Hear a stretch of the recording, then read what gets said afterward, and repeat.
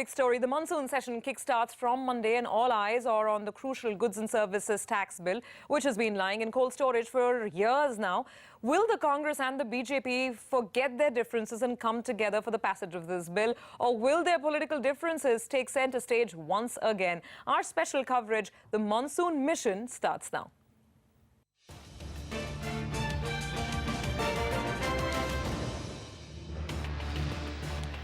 Well, today, Finance Minister Arun Jaitley and Parliamentary Affairs Minister Anant Kumar met Congress leaders to generate a consensus of sorts on that crucial GST bill. The government has also called an all-party meeting on Sunday after the meeting with Congress leaders. Now, Finance Minister Arun Jaitley said that they did discuss all the preliminary points. Jaitley said that they will hold discussions within the party as well. So can we now remain a little more optimistic and hopeful about the GST bill? Well, to discuss that, I'm now joined by Harshvardhan Neotia of FICCI, Shobna Kamneni, Executive Vice Person of Apollo Hospitals, and from the political spectrum, we have Mr. Nalin Kohli of the BJP, and Congress's Rajiv Gowda will join us in the next couple of minutes. In fact, Mr. Gowda also joining us now on the show. Thank you, ladies and gentlemen, for joining us. Let me start with you, Mr. Gowda. I know there have been hectic parleys to try and forge this consensus. How do you read the kind of overtures that the government is now making towards the opposition? Well, we have been seeing dialogues between the major political parties. And earlier, there was a lot of political color given to many of the proposals and suggestions of the Congress, while now I think there seem to be discussions that are going on which are not overtly combative and things of that sort. And so I think there is some constructive engagement happening right now. The government from some months now has already agreed on that, on getting rid of that 1% tax, interstate tax, which would really be counterproductive to the GST regime itself. And now the dispute is really about the dispute resolution mechanism and the role of potential cap on on the tax at 18%. Where should it be in the constitutional amendment or in the GST bill or somewhere else? Should that be written in a language that allows for multiple rates to flourish? I think that's the dialogue that's going on right now. I'm actually, the signals we're getting is that there's some progress on in terms of achieving some kind of a workable solution. Sir, just a follow-up question on that. Of course, one of the key deal breakers in the past has been the Congress's insistence that the rate should be ascribed within the statute itself. It should be within the legal framework. Is that something that the Congress party is now willing to relent a little bit on? Well, there is a certain amount of discussion going on about where it should be and whether it should be there at all, because there are multiple views within the party. The official position has been that it should be in the constitutional amendment itself, and that has not formally changed. But there is a lot of discussion going on about, about working out an arrangement that would actually still keep the letter and spirit of the cap, the idea of not increasing indirect taxes in such a manner that they would really have a very negative impact on the poorer sections of the population, right? So that we're trying to figure out how that intent can still be met without possibly, constitutional amendment is a heroic exercise to change that later on, if ever it needs to be changed. So there is a certain amount of discussion on how that needs to be. We need to still strive towards it, but sure. Where exactly? That's sure. the question. So, Mr. Nalin Kohli, we can hear it in the tone. The tone is a little softer. The remarks from different sides are a little more conciliatory now, and that's the sense we also got from our conversation with Mr. Anand Sharma just a couple of days back. Are we looking at a breakthrough come Monday? Mr. Kohli? I won't like to predict anything in terms of a particular day of this. As far as the government's intent is there, that's what from Finance Minister Mr. Jaitley has put it out there also, as also have other ministers, even the Prime Minister much before that we would like to see GST. It's a national bill. It's not a bill that belongs to a political party. A lot of it has been fathered by the Congress party. The NDA or the BJP now is taking it further. There has been an evolution and discussion on it for a long time. So naturally, the ideal scenario is that it's passed in a consensual way rather than in a confrontational way. With regard to why it has not passed so far, I think it's all in public space and it won't really serve any purpose recalling that. I think what's more important is that currently there is a dialogue on between, broadly before a few weeks ago, it was already indicated that a large number of political parties have shown that they'd like to see it pass through. The Congress party also perhaps is now looking at it in a way that, you know, if there are differences, can they be narrowed down? And in the larger interest of the country, why should it be held up? So I think that's the approach, and let's hope for the best. Sure. Let me come to Mr. Neotia as well. Sir, of course, it's heartening to note that the notes coming from both sides are a little more conciliatory right now. But of course, this session, the monsoon session, is not just about the GST bill. There are a couple of other critical pieces of legislation as well. What is your expectation from both sides of the political spectrum? Well, I think a lot of water has flown down the river, as they say, and I think it's time now, and perhaps this session is the session where the GST should see the light of day. I think it's a single most important reformative legislation. It is going to unify India as one market. It's going to bring a lot of things into compliance net which are outside the net. It's going to give a fillip to our GDP. I think there's enough positive going for the GST. And the couple of ticklish issues on which there are some debates going on, I would assume that they would get sorted out in the next few days, if not in the next few weeks, and we hopefully will see the GST coming through. I think the fact that the cap of a certain percentage of the GST is a concern, a legitimate concern, but a constitutional amendment to raising or reducing a particular tax or increasing a tax appears to me to be a very, very difficult exercise.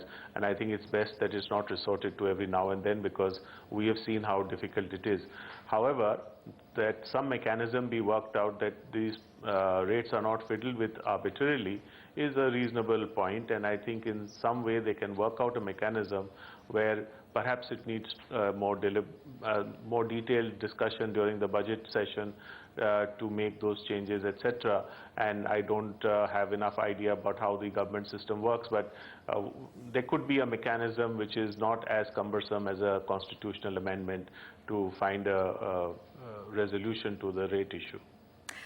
Ms. Kamneni, let me come to you. While a lot of these discussions are underway, what in your assessment is the industry's preparedness as we move towards a unified rate for goods and services for your own particular sector? Of course, what we've heard from the panel is that we're looking at a standard rate of around 17.5. So is this going to be palpable, and how easily will the execution of GST take place?